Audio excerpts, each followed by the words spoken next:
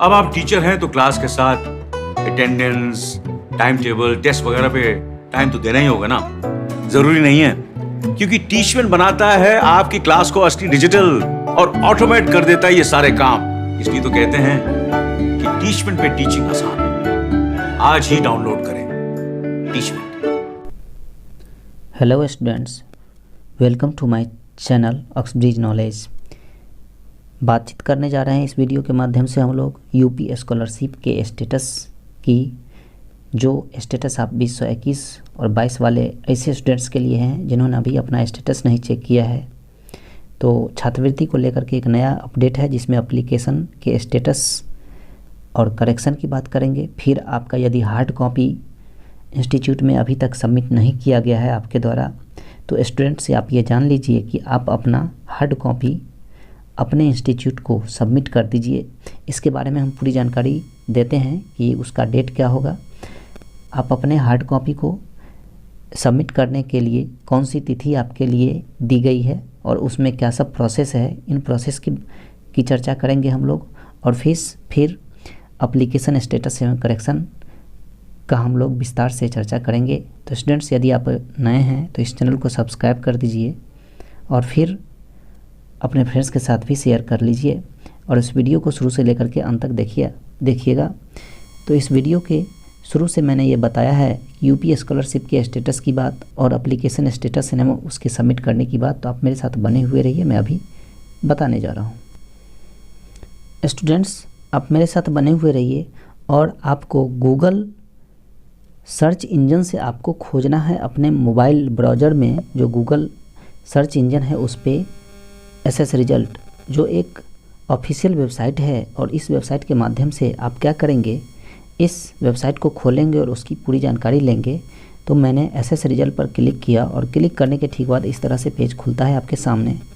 और इस पर हम लोग जाते हैं, जब स्क्रॉल करके नीचे जाते हैं तो बहुत सारे सेक्शंस बने हुए हैं। एडमिट कार्ड का रिजल्ट का, लेटेस्ट जॉब का, आंसर की का जो परीक्षा हुई है उसका रिजल्ट है, सीबीएसई है, बीएसईबी है, यूपीएससी है, फिर मगध यूनिवर्सिटी का है, यूपी यूनिवर्सिटी का है। बहुत सारे लिंक्स दिए गए हैं। इसमें मुजफ्फरपुर यूनिवर्सिटी भी है, जवाहर नवोदय विद्यालय है, कल्याण है, फिर एलएनए में मतलब यूनिवर्सिटी है। बहुत सारे लिंक्स दिए गए हैं। तो आपको अपना चेक करना है क्या, तो यूपी स्कॉलरशिप सेक्शन में जाना है। सबसे पहले आप जाएंगे क्या, स्क्रॉल करने के ठीक बाद आप जाएंगे स्टूडेंट्स स्कॉलरशिप वाले सेक्शन में। यहाँ पर मैं स्कॉलरशिप वाला सेक्शन दिया गया है, इस पर हम लोग क्या करेंगे, इसे क्लिक करेंगे, क्योंकि इसी का स्टेटस आप लोगों को देखना है और एप्लीकेशन स्टेटस के संबंध में क्या सब बातें बताई गई है कि हम पूरी जानकारी लेंगे। तो हम इससे पहले एक चीज़ और मैं बता देता हूँ कि आपको स्टूडेंट्स ये बताया गया था 2 दिन के न्यूज़ में कि अधिकारी है उन्होंने अपनी सफाई दिया था और वो अपनी सफाई में ये कहा था कि आपका पैसा 4 जनवरी से लेकर के 6 जनवरी के बीच प्री मैट्रिक वाले स्टूडेंट्स का ट्रांसफ़र कर दिया जाएगा। वो भी कि कैसे, तो नेफ्ट के माध्यम से उन्होंने ऐसा सफाई दिया था। तो अभी तक क्या आपके अकाउंट में पैसा आया? नहीं। तो आप अपने एप्लीकेशन को स्टेटस कर लीजिए, स्टेटस चेक कर लीजिए और उसमें देख लीजिए कि आपका करेक्शन है या नहीं है, क्योंकि लाखों स्टूडेंट्स का स्कॉलरशिप नहीं आने वाला है। वो ऐसा क्यों? क्योंकि उन्होंने अभी तक हार्ड कॉपी नहीं जमा किया है। जब तक आप हार्ड कॉपी सबमिट नहीं करेंगे अपने इंस्टीट्यूट को, तो इंस्टीट्यूट समाज कल्याण विभाग में ये आपका हार्ड कॉपी नहीं देगा और आपका एप्लीकेशन चेक नहीं होगा। जब चेक नहीं होगा तो आपका स्कॉलरशिप नहीं आएगा। हाँ स्टूडेंट्स, क्या आपने सुना? लाखों स्टूडेंट्स, करीब 1 लाख से भी अधिक ऐसे स्टूडेंट्स हैं जिनका स्कॉलरशिप नहीं आने वाला है।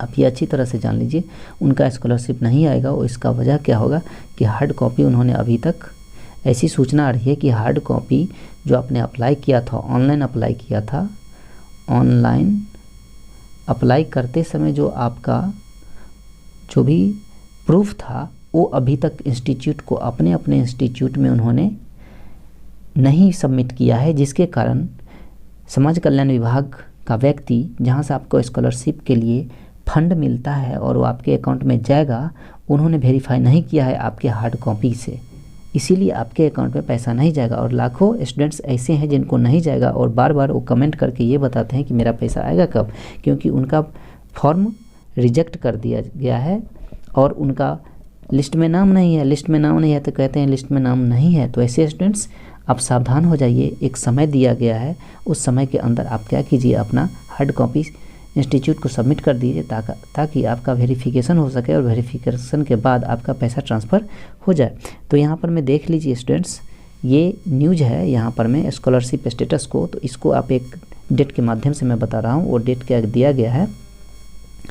सर्वप्रथम आप इस न्यूज़ पर देखेंगे कि क्या आपका स्टेटस चेक करने के बाद क्या सब बातें बताई गई है। तो यहाँ पर बताया जा रहा है पोस्ट मैट्रिक वाले ऐसे छात्र जिन्होंने अप्लाई किया था, अप्लाई करने के समय यानी फॉर्म स्कॉलरशिप का जो फॉर्म अप्लाई किया था 2021-22 के लिए, उन्होंने जो भी हार्ड कॉपी रखा था, admission of result not coming the girls students have once again been given a chance to apply online till January 10।